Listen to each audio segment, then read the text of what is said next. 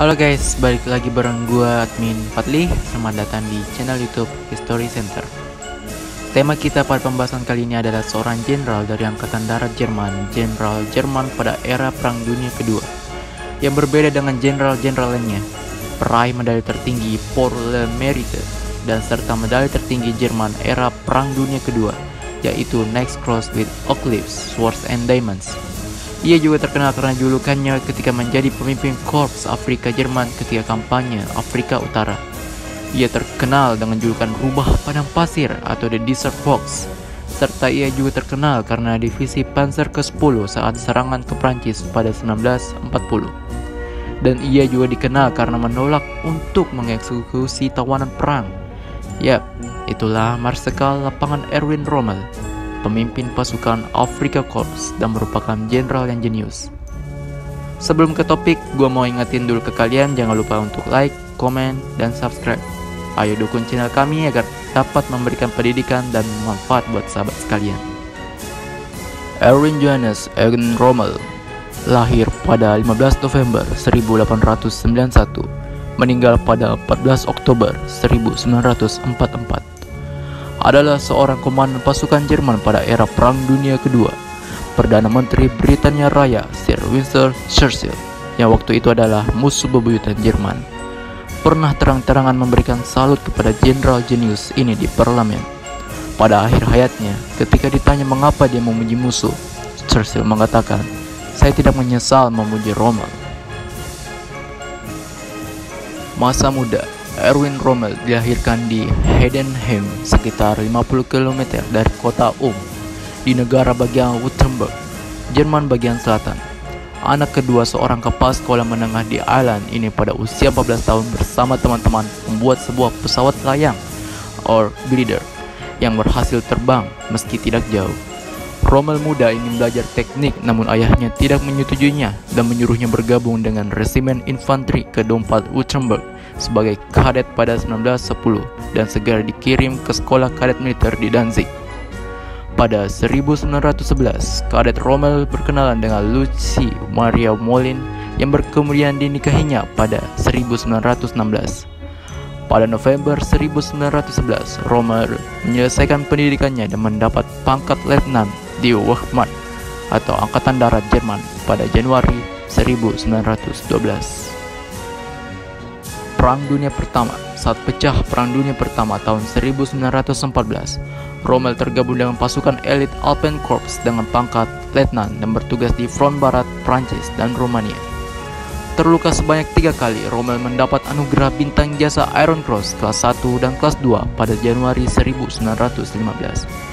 Pada 1917, Rommel bertugas di front Italia dan usai memimpin penyerangan Monte Matajur dipromosikan sebagai kapten. Segera sesudahnya, Rommel dan sekelompok kecil anak buahnya merenangi sungai Piave untuk merebut garnison pasukan Italia di Longarone. Pertempuran ini menyebabkan dirinya dianugerahi bintang jasa tertinggi di Angkatan Perang Jerman, yaitu Pour le Mérite, bintang jasa yang biasanya diberikan hanya pada para jenderal. Pasukannya juga memainkan peranan penting dalam pertempuran di Caporetto, kunci kemenangan Jerman atas Angkatan Darat Italia. Menjelang Perang Dunia Kedua, usai perang, Rommel tetap berdinas di Wehrmacht dan pada 1929 diangkat menjadi instruktur di sekolah infanteri di Dresden. Pada Oktober 1935 dia naik pangkat menjadi letnan kolonel dan mulai mengajar di Akademi Militer Potsdam. Sebagai guru yang luar biasa, bahan-bahan kuliah Rommel yang bersumber dari buku hariannya selama Perang Dunia Pertama diterbitkan sebagai buku taktik-taktik infanteri or Infantry Grave and pada 1937. Buku ini dibaca oleh Adolf Hitler yang saking terkesannya menugaskan Rommel melatih Hitler Jugend pada tahun itu. Pada tahun 1938, Rommel yang sudah berpangkat kolonel ditunjuk sebagai komandan Akademi Perang di Wiener Neustadt. Di sekolah itu, dia menulis buku lanjutan bukunya yang pertama, Infantry Attacks, yaitu Panzergräften or Tank Attacks, sering diterjemahkan sebagai Tank in Attacks. Dia dipindahkan tak lama kemudian dan ditempatkan dalam batalion pengawal pribadi Adolf Hitler or Führer Bechleib Battalion. Perang Dunia Kedua. Pada musim gugur 1938, Hitler menunjuk Rommel untuk memimpin unit Wehrmacht yang bertugas melindungi kunjungannya ke Cekoslowakia yang baru saja dianeksasi Jerman. Menjelang invasi ke Polandia, Rommel dipromosikan sebagai Mayor Jenderal dan Komandan Führer Bechleib Battalion yang bertanggung jawab atas pengamanan markas besar bergerak Hitler selama invasi. Prancis 1940. 3 bulan setelah invasi Polandia, Rommel mendapat perintah mengomandoi divisi Panzer ke-7 yang menginvasi Prancis pada Mei 1940. Pasukannya bergerak maju lebih cepat dan lebih jauh dari pasukan-pasukan lain dalam sejarah militer dunia dan mendapat julukan Gespenster Division atau divisi hantu. Saking sulitnya dideteksi keberadaannya bahkan oleh markas besar Wehrmacht. Divisi Panzer ke-7 merupakan unit pasukan Jerman pertama yang mencapai Selat Inggris pada 10 Juni 1940. Lalu dia memutar ke selatan, merebut pelabuhan penting Cherbourg pada 19 Juni, dan melaju sepanjang pesisir Prancis hingga mencapai perbatasan Spanyol. Afrika Utara 1941 sampai 1943. Sebagai penghargaan, Rommel dipromosikan menjadi jenderal dan panglima dari 2 divisi AD Jerman, yaitu divisi ringan ke-5.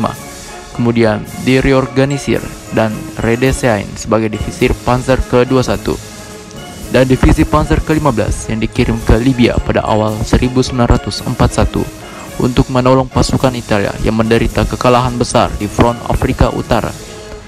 Pasukannya inilah cikal bakal terbentuknya Dutch Afrika Corps. Pasukan barunya ini berhasil memukul mundur tentara ke-8 Inggris or British 18th Army. Keluar dari Tobruk di Libya, pasukannya merengsek terus ke Mesir tapi berhasil dipatahkan di El Alamein. Begitu tentara Amerika Serikat mendarat di Maroko dan Aljazair, pasukannya ditarik mundur meninggalkan Tunisia. Kiprahnya di medan pertempuran di padang pasir Afrika Utara itu membuatnya dijuluki rubah padang pasir or the Desert Fox. Kejeniusannya dalam taktik perang infanteri didukung kecanggihan teknologi panser Jerman dan kedisiplinan pasukannya yang tinggi membuat Jerman unggul. Sayang sekali, kesuksesan ini tidak terlalu mendapat tanggapan serius dari Reichsführer Hitler. Kurangnya pasokan logistik, amunisi, dan bahkan bahan bakar dikarenakan perhatian Hitler ke front Rusia dan upaya menyerbu Inggris serta adanya blokade Angkatan Laut Inggris di Laut Tengah menyebabkan pasukan Afrika Korps tidak mampu melanjutkan pertempuran dan terus mengalami kekalahan. Benteng Atlantik 1943 sampai 1944. Rommel yang terserang infeksi saluran pernafasan ditarik pulang ke Jerman.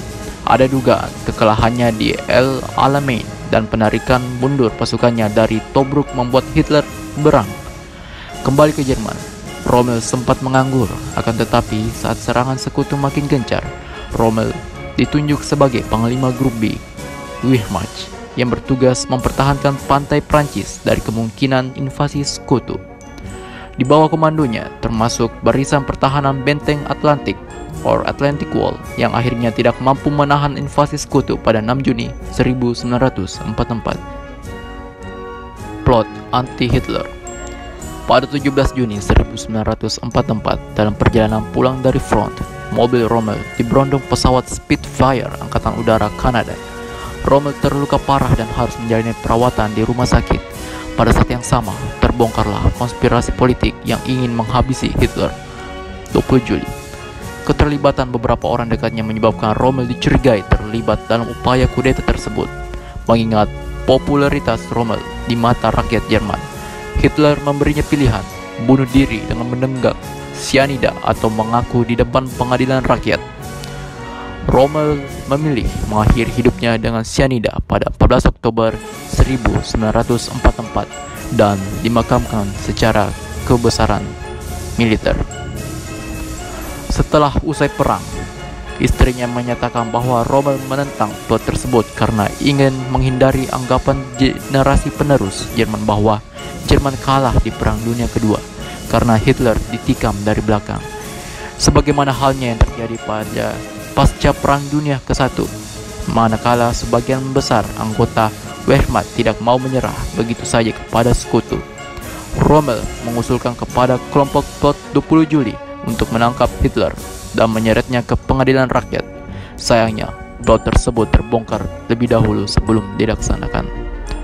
Buku harian Rommel lantas diterbitkan dengan judul The Rommel's Papers, dan pada tahun 1951 sebuah perusahaan film Inggris memproduksi film berjudul The Desert Fox. Meski sebagian besar tokoh Nazi mendapat caci maki dan dihukum oleh sekutu, Rommel tetap dikenang kebesarannya dan sampai saat ini merupakan satu-satunya tokoh Third Reich yang memiliki museum mengenang dirinya dan karirnya. Demikian video kita kali ini, semoga bermanfaat buat kalian para penikmat sejarah maupun tidak. Menambah pengetahuan kalian dalam sejarah karena Bung Karno pernah berkata, "Jas merah, jangan sekali-kali meninggalkan sejarah." Salam jas merah.